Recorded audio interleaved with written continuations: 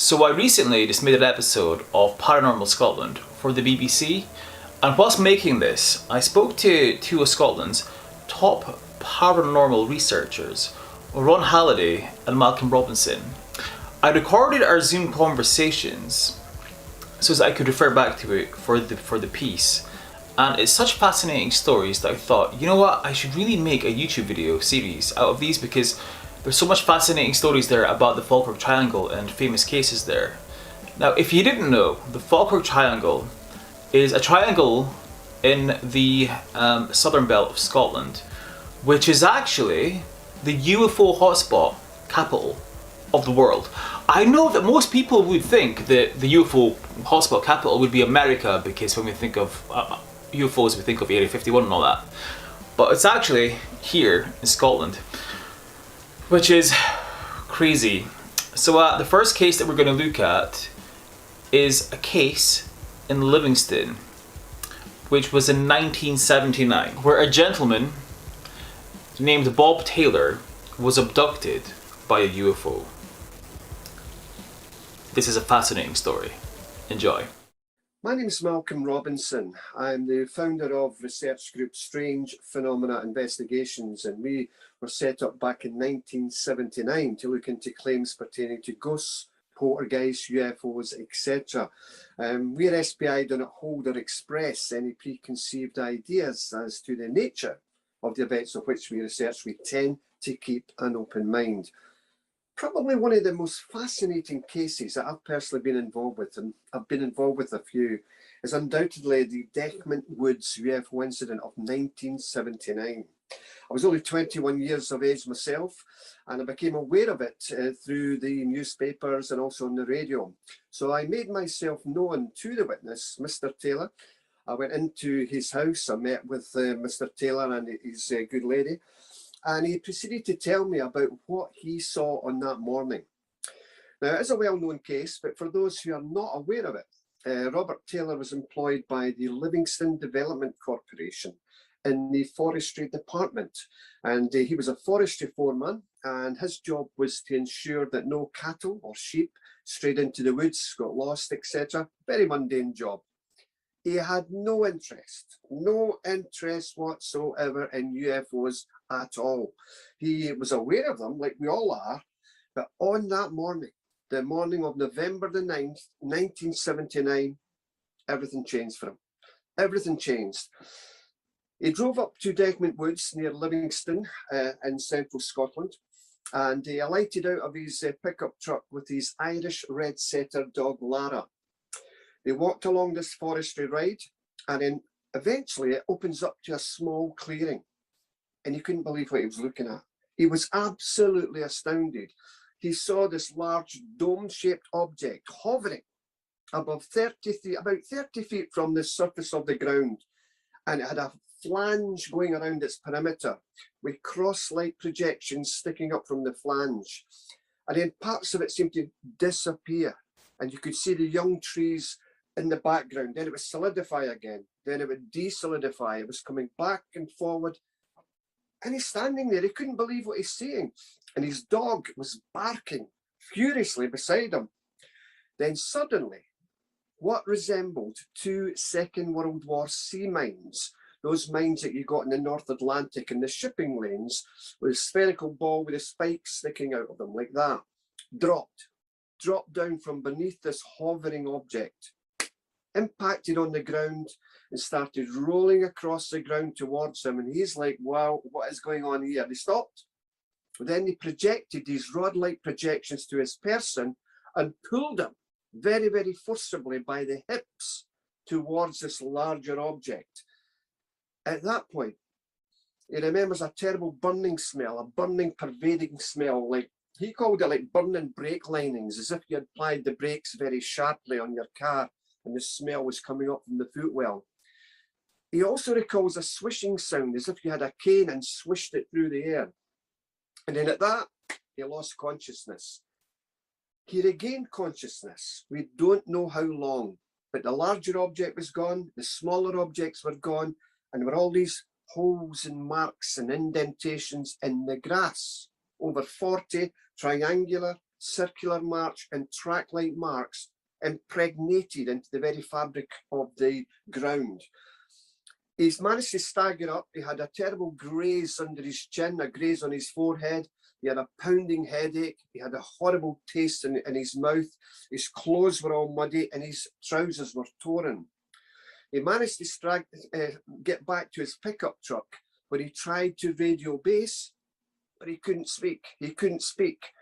So he got in his truck and he tried to drive back to his home in Deans, but unfortunately, he reversed into a ditch. The back wheels are spinning. He just decided, okay, enough's enough. I'll just stagger back to Deans. He went back to his home, and when his wife saw him at the door, she went, "What's happened to you? What has happened to you? Look at the state of you. What's happened to you?" And he said these immortal words, you know, he says, "I've been attacked." You've been attacked? Attacked by what? By a spaceship thing. "Oh, come inside. There's no such thing as that. Come inside." So she knew her husband. She knew him well, and he would not make up a story like this. It was never in his nature. Something's going on here. The first thing she did was to phone the local doctor, the local GP who attended the family dwelling, and he administered all the normal checks. And other than seeing that his blood temp, you know, he was still really shaken up by this. He was pretty much okay. You know, he was a wee bit agitated, etc., but he was pretty much okay. He then says, "Look, I'm going to still put you into Bangor Hospital. It's a nearby hospital, just to see if if you're okay." So he went to Bangor Hospital. He waited. He waited. He waited. He waited. He waited over 2 hours, and nobody came near him. So he says, "Enough's enough. I'm just, I'm discharging myself." So by that time, Bob's wife had phoned Malcolm Drummond. That's the Forestry Commission boss.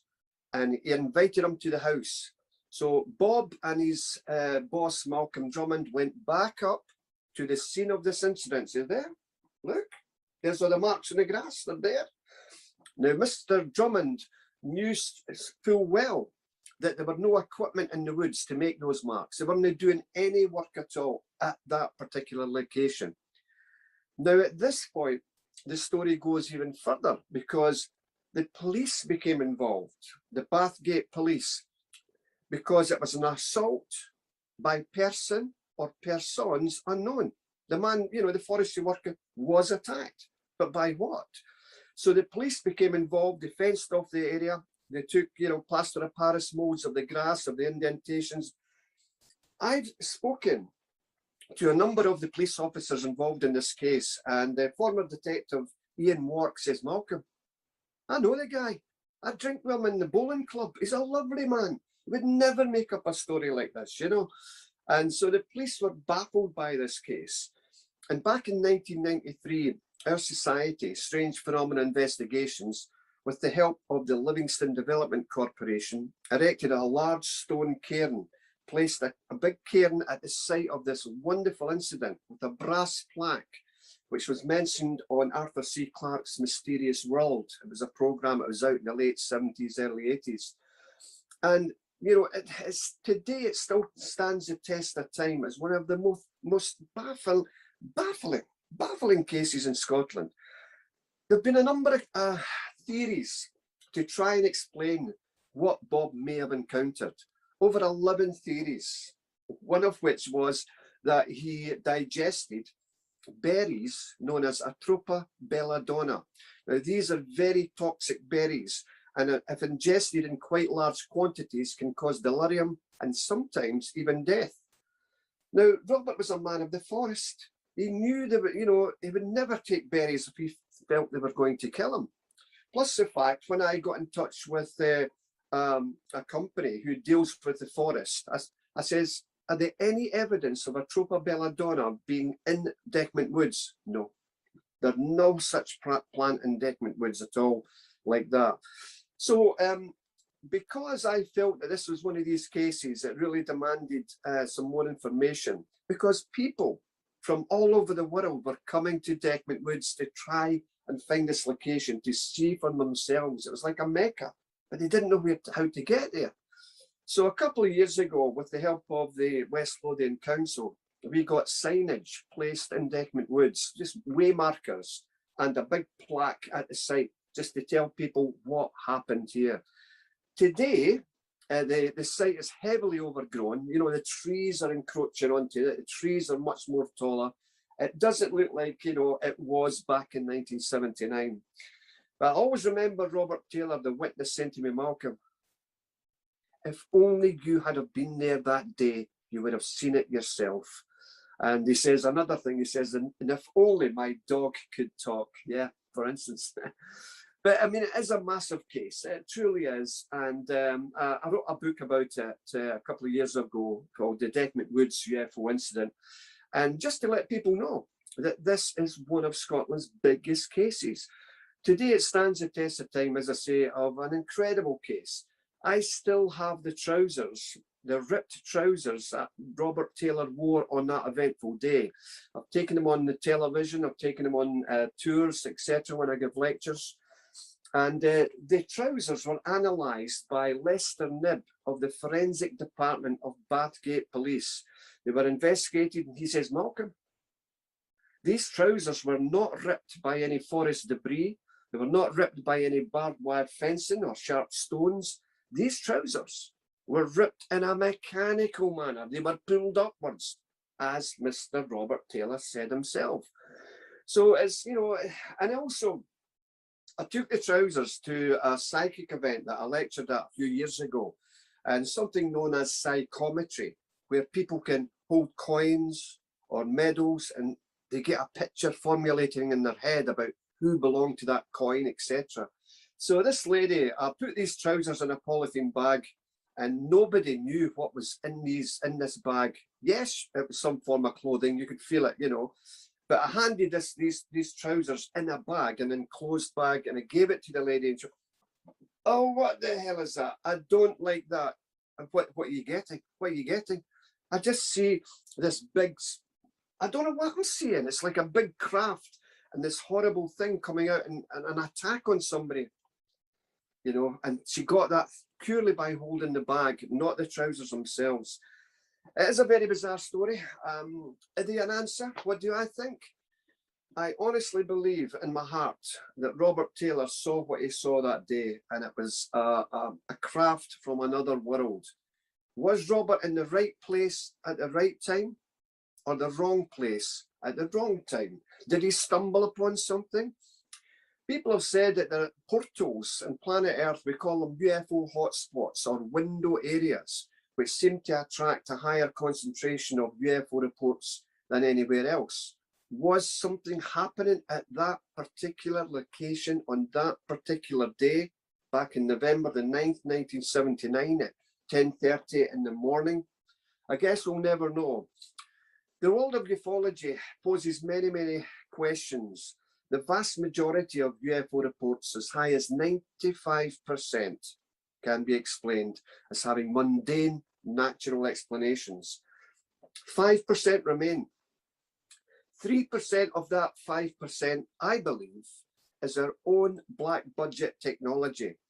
The stealth aircraft, for instance, was flying in America for a good 5 to 10 years before the American military put their hands up and said it's ours. But that gave rise to many false UFO reports. The 2% that remains, 1% could be a rare atmospheric phenomena in the skies, something akin to ball lightning. And the fly in the ointment, the 1% for me, we're dealing with something real, something tangible, something that's always been with us. They've been put into cave paintings, Renaissance paintings, etc. Pilots have seen these objects. We have also have, you know, astronauts that claim to, and cosmonauts as well, who claim to have seen strange things in the sky. If this is just a global psychosis and everybody is just willy-nilly seeing these things that are not there, then that in itself is a puzzling and wonderful thing that we should look at.